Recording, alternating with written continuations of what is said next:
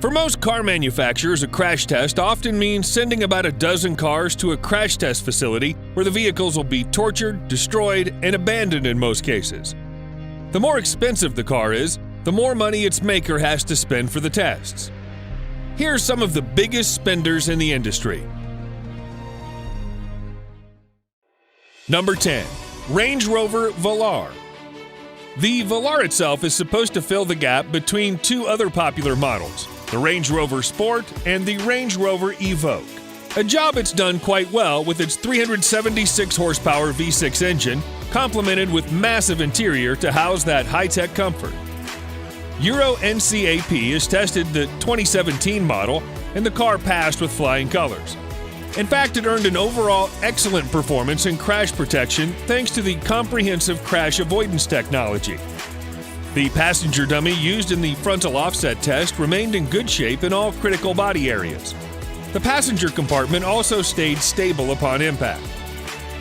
On the more severe side pole impact, the Range Rover Velar even scored maximum points.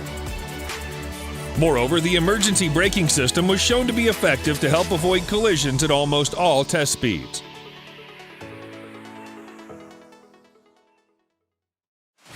Number 9. Audi Q8. The Audi Q8 shares almost its entire structure with the Q7 and has the same safety equipment as well. Key safety features include standard forward collision warning, automated emergency braking, and blind spot monitoring, among others.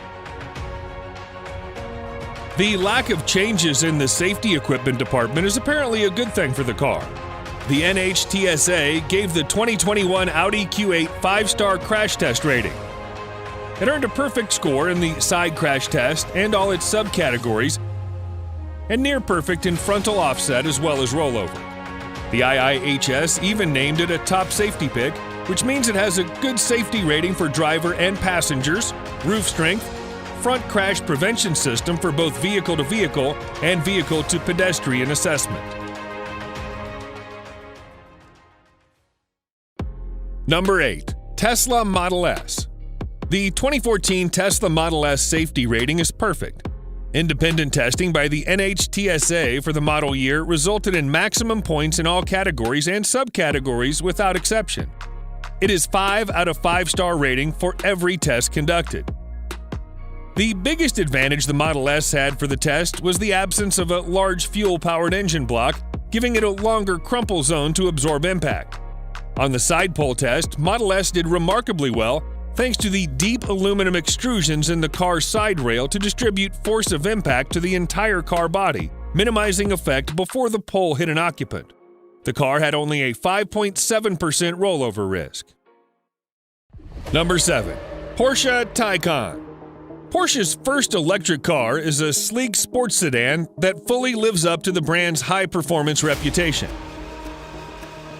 Although the Euro NCAP gave the Porsche Taycan an overall 5 out of 5-star rating, which is the highest possible score, the car only scored marginal in rear-end collision, in which protection against whiplash injuries on the head restraints and front seats still had room for improvement. The same thing applied to the rear seats. Another problem was also discovered during frontal offset tests, more specifically risk of injuries to child occupants. Protection for critical body areas was good except in the neck, which in a real-world situation could likely be fatal. On the other hand, for side barrier test, Porsche Taycan earned maximum points. Passenger detection system added with autonomous emergency braking worked flawlessly to avoid collision with pedestrian, cyclist, and other vehicles as well. Number 6.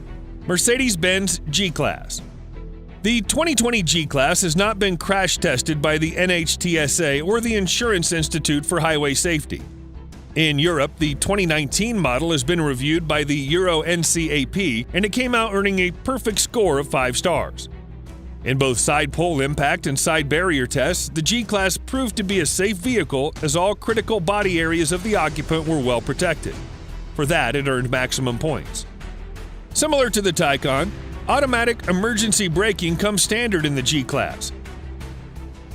Even when driven at highway speed, the lane assistance system worked very well to prevent inadvertent drifting out of the lane and some other more critical situations. Unfortunately, the chest compression on the driver's seat and frontal offset and fill side barrier test was found to be weak.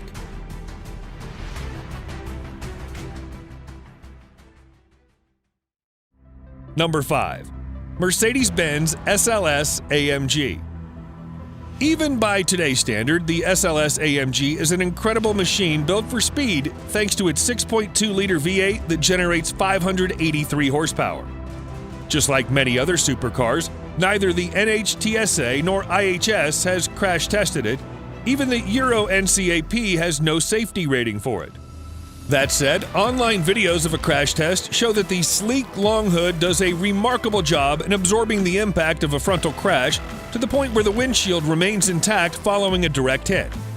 An inverted SLS AMG has been tested too to see if its gull wing survived a rollover, and it did.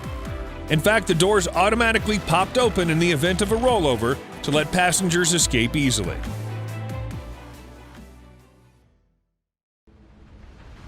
Number 4. Lamborghini Murcielago. In early November 2010, Lamborghini announced that its Murcielago line came to its end of production. As you might expect, there's no crash test rating from NHTSA, IIHS, or Euro NCAP. A lot of supercars do not release their safety ratings, and the Murcielago didn't either. The last model of the Murcielago is known as the SV. Except for the steel doors and roof, the entire body is made of carbon fiber. During a frontal offset test, the car had to rely solely on the frame and front hood to absorb impact, which it did very well. Upon impact, the crumple area was crushed, but the cabin remained intact despite the absence of engine in the front. Number 3. Bugatti Veyron. Crash test for any car model is intended to see how the vehicle reacts to normal usage in the real world, which may include high-speed crashes, rollover damage, and emergency braking, among others. To get accurate data, multiple crashes are necessary.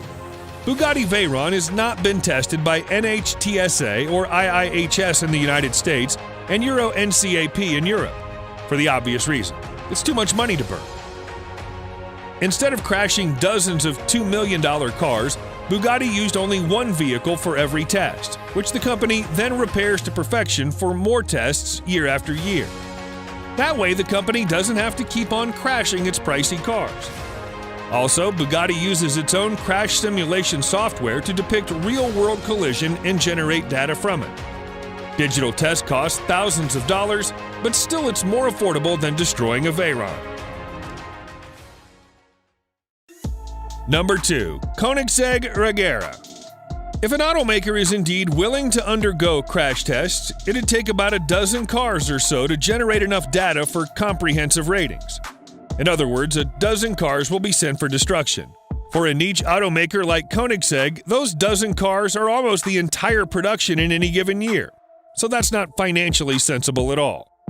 Koenigsegg actually uses only one car for every test and repairs it each time.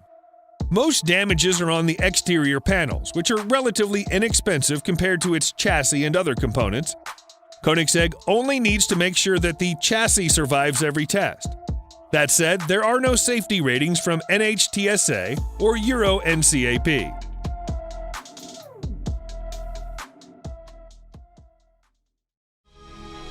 Number 1. Pagani Huayra. Not only is Pagani Huayra mesmerizing to look at, but also mind-boggling with a V12 that generates 791 horsepower. This car's not been crash tested by IIHS, NHTSA, or Euro NCAP, but then again, Pagani is not required to undergo the test anyway. Pagani actually crashed its Huayra prototype in a real-world test drive, albeit unintentionally, near a Falterbach in Germany. The company claimed that the central monocoque of the Huayra performed extremely well, that the driver and passenger were left uninjured in the incident. In a crash test video clip that circulates online, Pagani Huayra's structure is shown to withstand a frontal impact at a strength that would otherwise shatter a standard carbon fiber part.